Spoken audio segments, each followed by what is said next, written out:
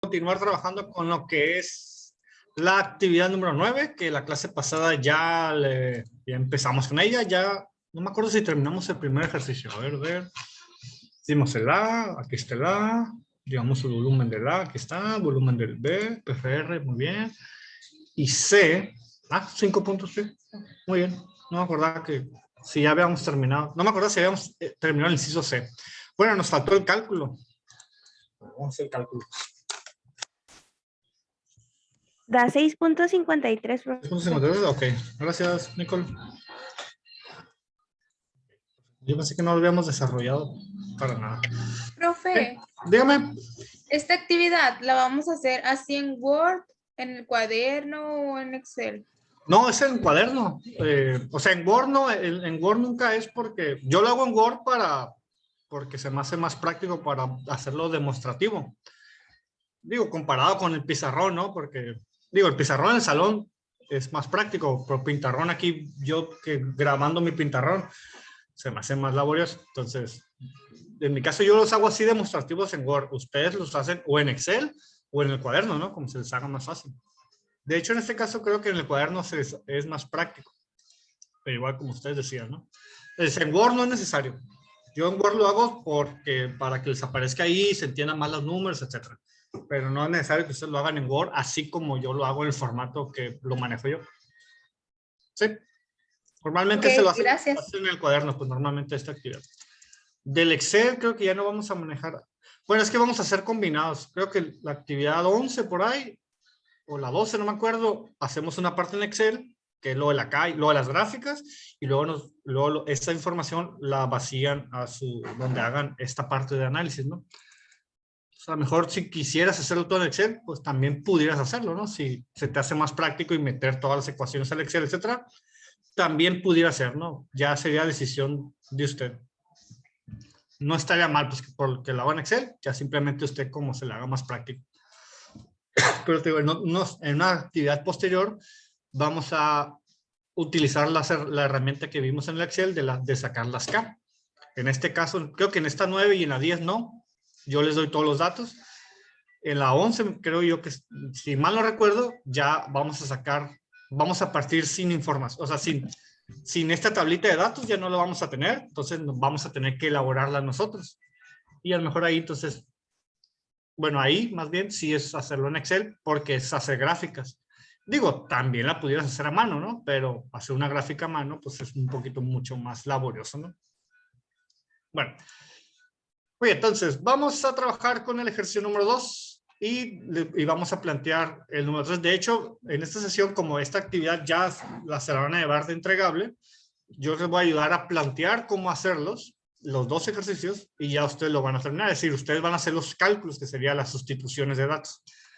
Bueno, el número 2, ¿qué nos indica? Nos indica, utilizando los datos de velocidad del ejercicio anterior, de hecho, los 3 ejercicios más bien, en los 3 ejercicios, vamos a utilizar esta misma tablita de información. O sea, esta misma tabla de velocidad de reacción. Así que, pues, bueno, me lo voy a copiar y lo voy a pegar abajo para no estar mareándolos moviendo tanto la pantalla.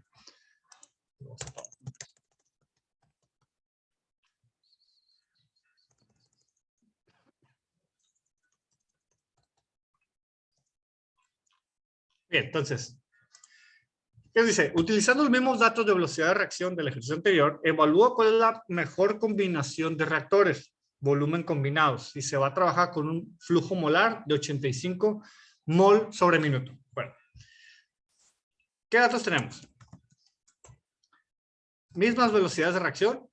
Bueno, velocidades de reacción establecidas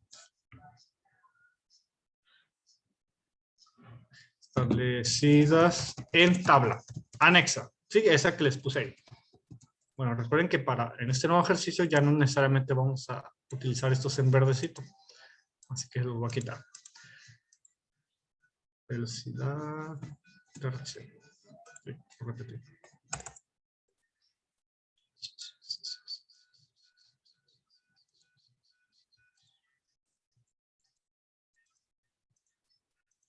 Ok. Tenemos un flujo molar entrante En este caso son 85 mol sobre minuto. Ojo, aquí tenemos que tener cuidado de que las unidades sean homogéneas, en el sentido de esta velocidad de reacción es, perdón, este flujo molar lo tenemos en 85 mol sobre minuto. O sea, la unidad mol es normal porque flujos molares, recuerden, son moles sobre tiempo.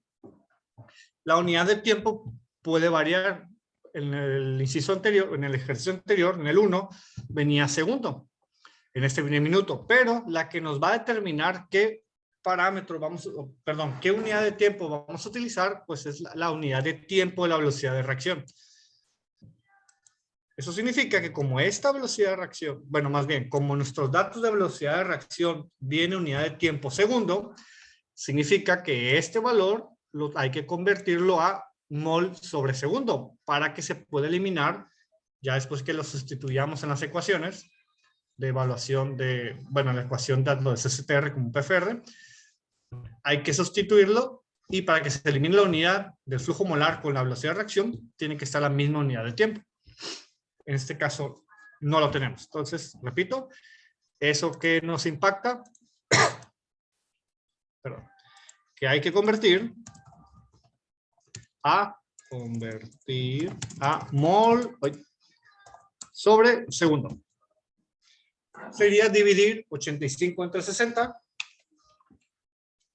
1.40 y algo. 85 entre 60. Sí, casi la tiro. 1.41, 66 mol sobre segundo. Repito, ¿por qué hicimos eso? Porque tenemos que tener la misma unidad de tiempo equivalente en flujo y en velocidad de reacción para que se puedan cancelar. Si lo dejamos en minuto, pues no se cancelaría la unidad y nos quedaría una unidad pues ahí rara, ¿no? Que no existe. Bueno, entonces ese es el siguiente valor. En este caso, en este ejercicio, no nos indica una conversión global como fue en el ejercicio pasado.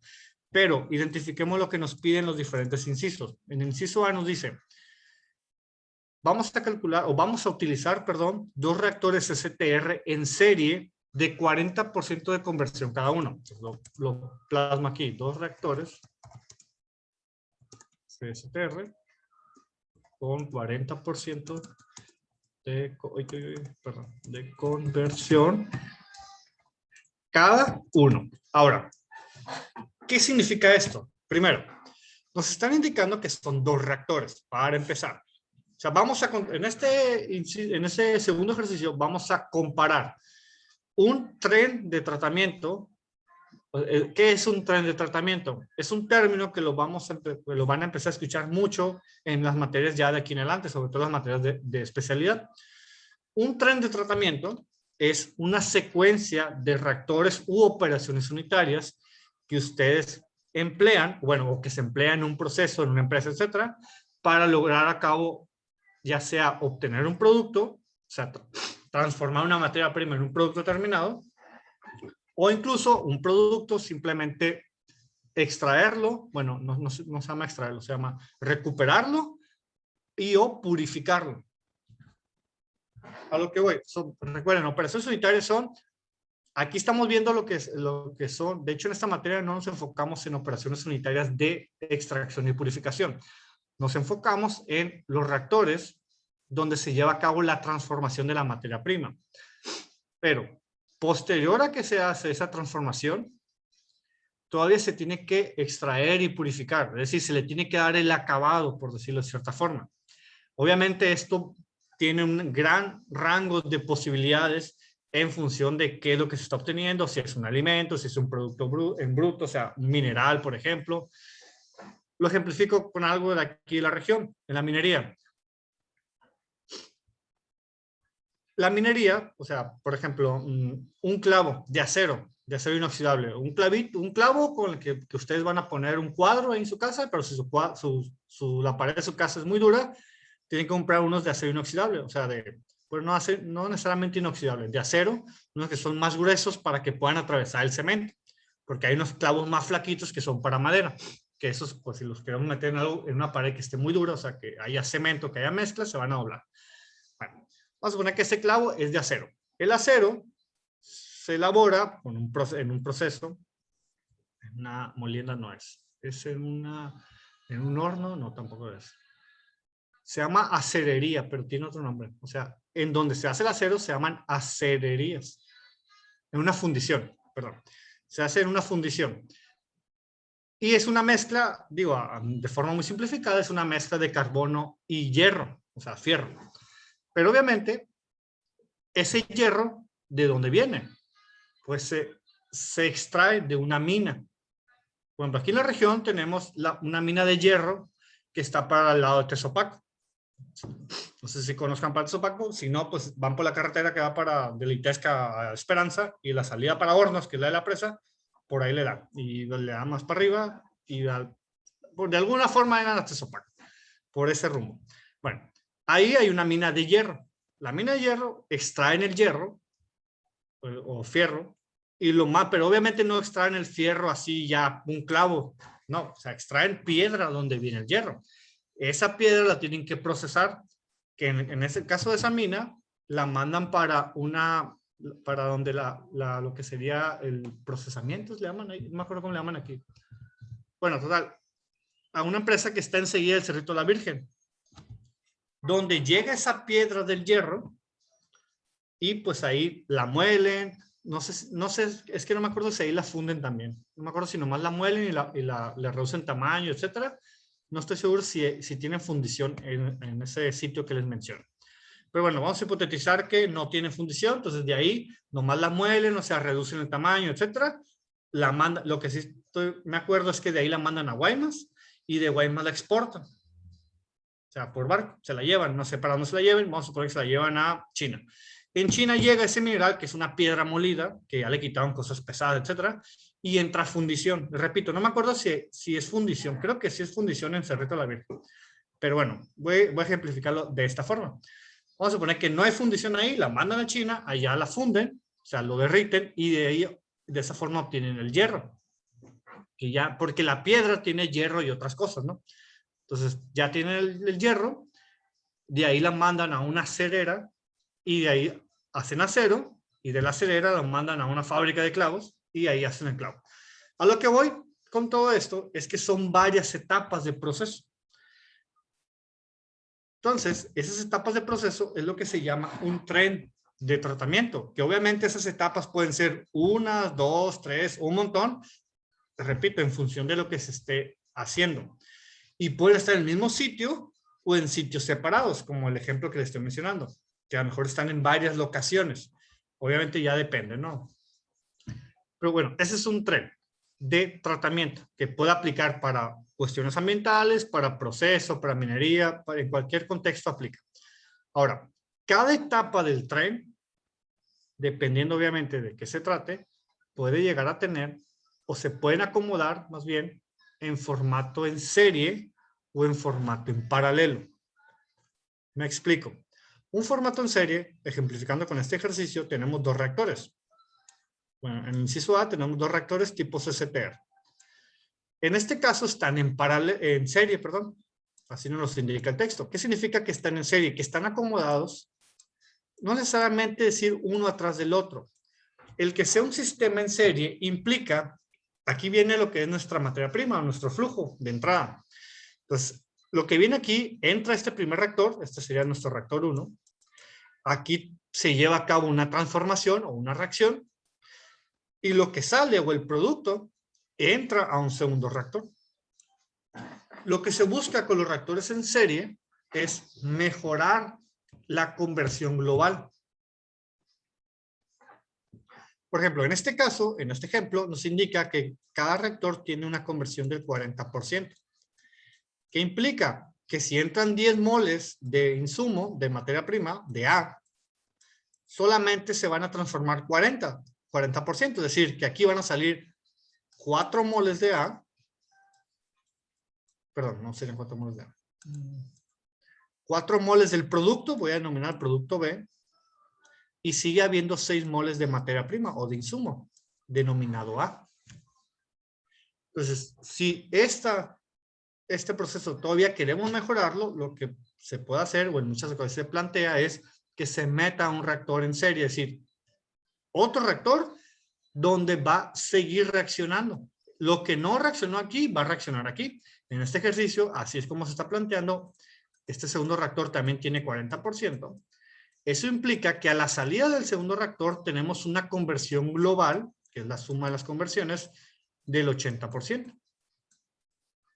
Eso implica que de los 10 moles que teníamos de A originalmente, tenemos 2 moles de insumo, es decir, de A, y 8 moles del producto, es decir, de B. Entonces, el objetivo de un reactor en serie es que lo que sale de uno entra al otro. El objetivo es que la conversión se incremente. En reactores ambientales esto es lo más común. De hecho, en la mayoría de las ocasiones se utiliza sistemas en serie. Por ejemplo, en aguas residuales, donde hay diferentes sistemas de tratamiento, cada sistema de tratamiento busca remover un contaminante. Y como un agua residual, obviamente depende quién genera esa agua residual, pero en general tiene muchos contaminantes, o digamos contaminantes variados, no solamente un tipo. ¿A qué me refiero con tipo de contaminantes? A lo mejor materia orgánica, a lo mejor nutrientes inorgánicos, a lo mejor grasas, etcétera, ¿no? O sea, grupos o tipos de contaminantes, que repito, eso lo veremos más a detalle, pues la materia correspondiente a ese tema, ¿no? Pero entonces, como son diferentes grupos de contaminantes, las formas o los sistemas de remoción que existen o que se aplican, pues no hay uno que funcione para todos los tipos de contaminantes. Entonces se tiene que ir armando un tren de tratamiento en serie, cuyo objetivo sea que cada etapa de ese tren de tratamiento, o sea, cada reactor, remueva un tipo o algunos tipos de contaminante y el siguiente remueva aquellos que el reactor previo no pudo remover. Por ejemplo, en potabilización, que es la materia que están llevando sus compañeros de séptimo, que ustedes llevarán en séptimo, el objetivo es generar agua potable, agua que podamos tomar. Entonces, ponemos un reactor, bueno, unos reactores en serie, y dependiendo del agua de donde se toma, del pozo, de la laguna, del mar, etcétera, son las características que tiene el agua y por lo tanto las sustancias disueltas. Por lo tanto, cuando lleguen a esa materia, ustedes tendrán que identificar qué reactores o qué sistemas de tratamiento se van a utilizar para remover cada uno de esos contaminantes. Por ejemplo, en agua potable, lo más común es que se utilice un sistema de filtración y luego uno de cloración para matar a los bichos. Entonces ahí tenemos al menos 2 sistemas en serie. ¿Por qué en serie? Porque el agua entra al filtro y el agua ya filtrada entra a la cloración. El otro tipo de sistema es un sistema en paralelo. Un sistema en paralelo sobre todo se utiliza cuando el flujo es muy grande y tenemos que dividirlo para que los reactores no sean de un tamaño pues masivo o gigante. Un sistema en paralelo, la diferencia es que viene el flujo o nuestra materia prima y se divide. Por ejemplo, si tenemos un sistema en paralelo en 2, lo que pasa es que el flujo se divide. La mitad va para un reactor y la mitad va para el otro reactor, perdón. Esto sobre todo se emplea cuando el flujo, o en este caso el flujo molar, o el flujo másico, o el flujo volumétrico, como sea que lo estemos midiendo, sea muy grande. Y eso nos impacta en que si lo ponemos de esta forma, el área o el espacio que ocupa este sistema, pues sería demasiado grande, que no cabe en nuestro sitio de trabajo, o que genere muchos problemas de mantenimiento o de operatividad. Porque es mucho más práctico manejar un reactor más pequeño que permita limpiarlo, darle mantenimiento correctivo, etcétera, a un reactor mucho más grande que implique que son equipos más grandes, no sé, turbinas más grandes, motores más grandes, etcétera, ¿no? O sea, ya son consideraciones también de factibilidad técnica. Pero bueno, entonces, esos son los 2 tipos de sistemas que tenemos. O sistemas en serie, donde la salida de uno entra al otro, o sistemas en paralelo, donde el flujo se divide en 2 o más, ¿no? O sea, aquí pueden ser más trenes de tratamiento. De hecho, retomando el ejemplo de agua potable y de residuales, normalmente se utilizan ambos sistemas. Se utilizan en serie para remover contaminantes y si el flujo es muy grande, el flujo se divide y se tienen varios trenes de tratamiento. O sea, se hace en paralelo, pero cada tren tiene varios reactores, es decir, sistemas en serie. Por ejemplo, la petarda aquí de Obregón, que les repito, lo verán en aguas residuales, que es de octavo, es un sistema que se divide en 3 trenes. O sea, tiene un sistema en serie dividido en 3 trenes. ¿Por qué? porque es mucho el agua que se está tratando. Y si solamente se manejara uno, pues serían unos sistemas extremadamente grandes, además de que acarrea algunos otros problemas técnicos. Bueno, entonces, ese es un reactor, pues a lo que nos referimos con un reactor en serie. ¿Hasta aquí alguna pregunta? No, profe. Bueno, entonces, y en este caso, ¿qué vamos a hacer? Nos pide que en el inciso A, 2 reactores en CCTR con 40% de conversión cada uno. ¿Qué implica? Que para el inciso A vamos a considerar lo siguiente. Vamos a tener 2 reactores que están en serie, por lo tanto aquí viene el flujo molar, que son los 85 moles sobre minuto. Van a entrar al reactor 1. En el reactor 1 vamos a tener una conversión del 40%. Y como nos indica que cada reactor tiene 40% de conversión, en el reactor 2 tiene una conversión también del 40%. Pero como las conversiones en serie se suman, entonces realmente en este primer reactor vamos a tener una conversión de 0 al 40%. Y en este segundo reactor vamos a tener una conversión del 40 al 80%. ¿Qué significa esto? Hay que entenderlo. Significa que en ese primer reactor vamos a tomar en cuenta o va a estar regido por estas velocidades de reacción del 0 al 40. Es lo que va a suceder aquí en este. Y en el segundo reactor vamos a tener esto que está de 40 a 80.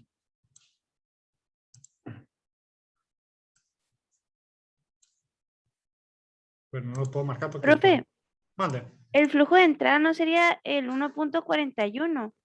Ah, bueno, sí, en mol sobre segundo, ¿no? Yo nomás lo mencioné, perdón, se me olvidó. Yo mencioné el de mol sobre minuto, pues sí, cierto, es el de mol sobre segundo, ¿no? O sea, es ese valor convertido, sí, tienes razón. Entonces, a lo que voy es de que para hacer, recuerden que lo que ocupamos es sacar el volumen. Entonces, para sacar el volumen de este reactor, vamos a aplicar la ecuación de CCTR, que es conversión por velocidad de reacción. No, perdón, la velocidad de reacción va abajo. Flujo molar, perdón, por velocidad de reacción. No, flujo molar por conversión entre velocidad de reacción. Perdón, ahí se me están cuatropeando. Entonces, en este caso vamos a utilizar el flujo molar, que es el que mencionamos ahorita, la conversión y la velocidad de reacción que aplica en el 40%. En el segundo reactor, aquí, ojo, es aquí donde en ocasiones nos confundimos. Si bien dice que cada uno tiene 40% de conversión, pero en el segundo reactor en serie, esa es la palabra clave, ya la conversión no va a ser de 0 a 40, porque de 0 a 40 ya sucedió en este reactor. En este segundo reactor se va a presentar la conversión de 40 a 80. ¿Por qué? Porque en el primero ya reaccionó el primer 40% y en el segundo va a reaccionar el segundo 40%.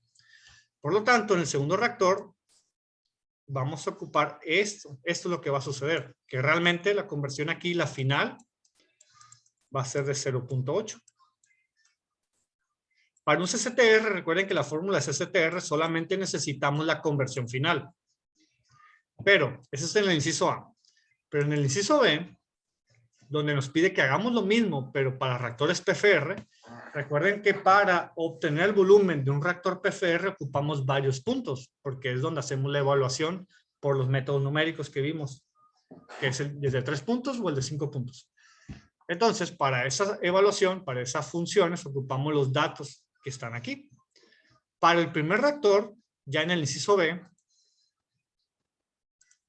me borro esto.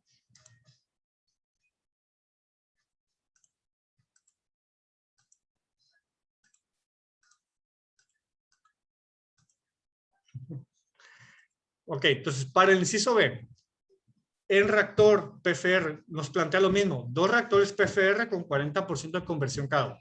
¿Cuál es la diferencia entonces? Que la ecuación para encontrar el volumen de un reactor PFR es distinta, ¿sí? Para el CCTR, recuerden que es la ecuación donde ponemos la X final de ese intervalo solamente. Aquí, repito, sería la de 0.4, acá sería la de 0.8. En PFR tenemos que tomar varios valores para las funciones. Entonces, en el primero, como va de 0 a 40, tomaríamos hasta aquí. Tendríamos estos puntos. Esta sería nuestra X0. y esta sería nuestra x4. Si tomamos la ecuación de 4 puntos. Eso sería para el reactor del primer reactor. Para el segundo reactor, me llevo. Perdón, no quería borrarlos por las rayitas nomás, no todas. Para el segundo reactor, como ya se transformó un 40%, que en este, o sea, ya lo que vamos a analizar es esto que salió aquí va a entrar para acá. Pues aquí tenemos otro 40% que lleva la conversión global al 80, o sea, 0.8. Eso implica que aquí se va a llevar a cabo la transformación de 40 a 80%.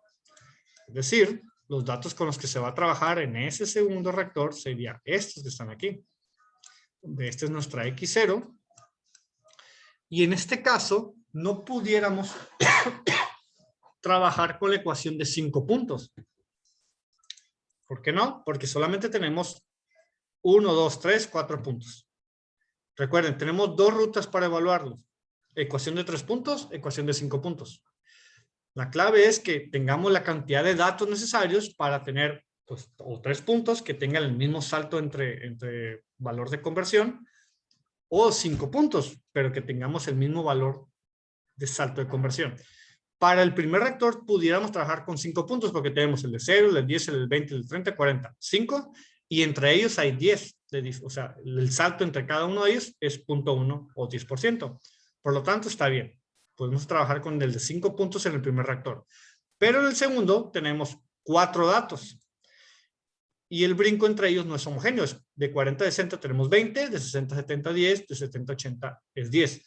Por lo tanto, en el segundo reactor PFR solamente podemos trabajar con la de 3 puntos, que implica que este es nuestro X0 y el 80 es nuestro X2. Pero en este caso no utilizaríamos este valor de 70, sino que punto 1, punto intermedio, punto final. ¿Por qué? Porque tenemos que cumplir que sean 3 puntos y que la diferencia entre ambos sean el mismo, o sea, que tengamos el mismo salto. De 0.40 a 0.60 es 20, de 0.60 a 0.80 es otro 20. ¿Sí me expliqué? ¿O si queda claro hasta aquí? ¿O alguna duda? Entonces, eso es lo que vamos a hacer en este inciso, en este ejercicio número 2. ¿Sí? Recuerden, vamos a aplicar sistemas en serie. Perdón, aquí dice paralelo en el... Bueno, vamos a cambiarlo en serie, porque lo expliqué en formato serie, para no confundirlos. Pero no había dado cuenta que en inciso B no los pedía en paralelo, pero igual, omitámoslo, lo corregí aquí a serie, ¿no? Porque así lo vi en la explicación, ¿no? Entonces vamos a aplicar lo mismo. 2 en serie SSTR, uno de 0.40 y el otro 40.80. 2 en serie PFR, uno de 0.40 y otro 40.80. Y luego en el 3, la diferencia que tenemos es, primero, nos pide que tomemos los mismos valores cinéticos. Ya nos dan una estequiometría que realmente todavía no la vamos a utilizar porque nos da flujo molar. Si no nos diera flujo molar, a partir de la estequiometría y de otros valores, deberíamos sacar flujo molar. La única diferencia con el 3 es que además de que cambia el flujo molar, que también lo vamos a tener que convertir, aquí es, convertir flujo molar a mol sobre segundo. El siguiente punto que tenemos que tener cuidado es que ya no nos dan conversión. ¿Se fijan? Si leemos el texto, no nos da cuánto vamos a utilizar conversión, ni siquiera en los incisos. En el primer ejercicio nos decía directamente, tienes 40% de conversión, aquí está. En el segundo ejercicio, ya en los incisos nos dice que hagamos, o sea, que tomar 2 en serie de 40% cada uno. En este ya no nos da, pero nos da esto que está aquí. Y a partir de esto debemos de sacar la conversión. ¿Cómo hay que interpretarlo? Nos dice que tenemos un flujo molar entrante de 25.5 mol sobre minuto. Y debemos de salir y debemos de tener, o más bien vamos a tener un flujo de salida. Si se fijan, ya no es 0. O sea, ya no es F a 0, porque el 0 indica que es de entrada. Ya si no es un índice 0, implica que ya no es de entrada, sino que es de salida. En este caso, el A pues lo pudiéramos ya quitar y poner en lugar de A, como ya nos dice cuál es, peróxido de diterbutilo. Pero aquí podemos visualizar el por qué siempre es más fácil codificar, para no estar poniendo cada vez que estamos haciendo el análisis peróxido de diterbutilo, flujo molar del peróxido de diterbutilo. Por eso decimos, este es A, este es B, este es C. Entonces, cada que nos refiramos a este, en lugar de poner la fórmula o de escribir peróxido de diterbutilo, pues simplemente ponemos A y con eso damos a entender qué es esto. Pero repito, sí, alguna vez me ha tocado que mencionan que les hace más fácil poner todo para no confundirse.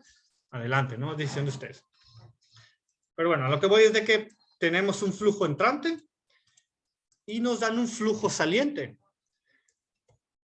Entonces, a partir de este diferencial de flujos, debemos nosotros de saber cuánta remoción tenemos. O sea, ¿cuál es la conversión que tenemos?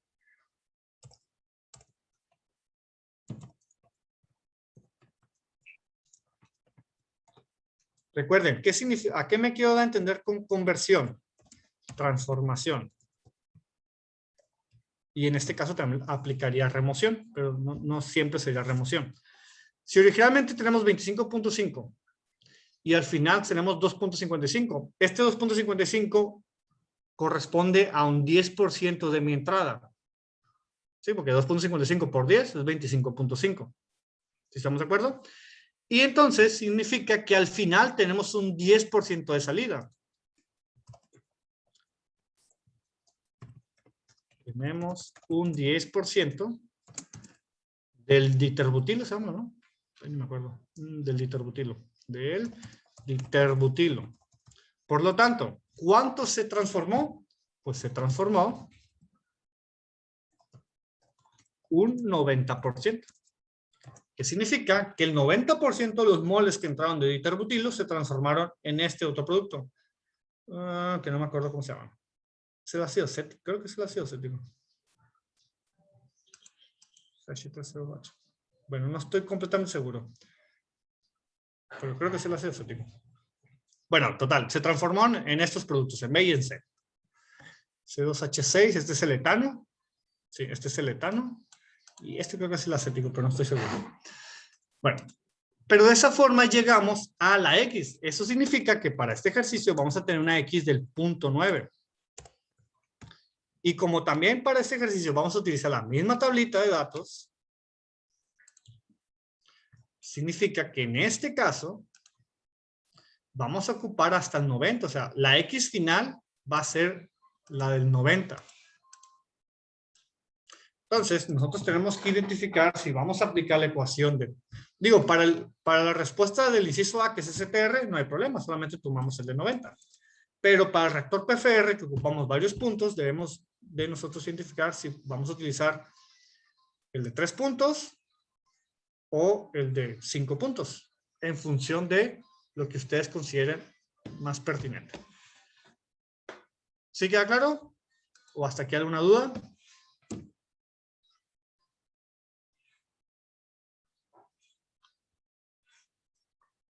Entonces, en este caso, ahora sí nos vamos a llevar entregable para el domingo al 23:55.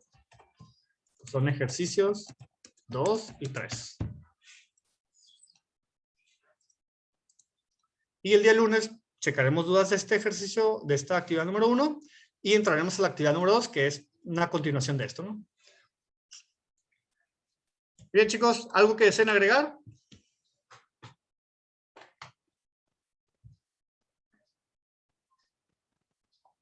¿Profe, va a subir este material? Sí, porque de hecho no está la actividad todavía elaborada. Entonces sí se va a subir. Sí, más fácil. Para no entrar en redundancias, sí se va a subir, no te preocupes. No se preocupen, no sé. Muy bien, chicos, pues nos vemos el próximo lunes. Que tengan bonito fin de semana. Recuerden tomar las debidas precauciones si van a hacer alguna actividad que implique aglomeramiento de gente. Nos vemos, que tengan bonito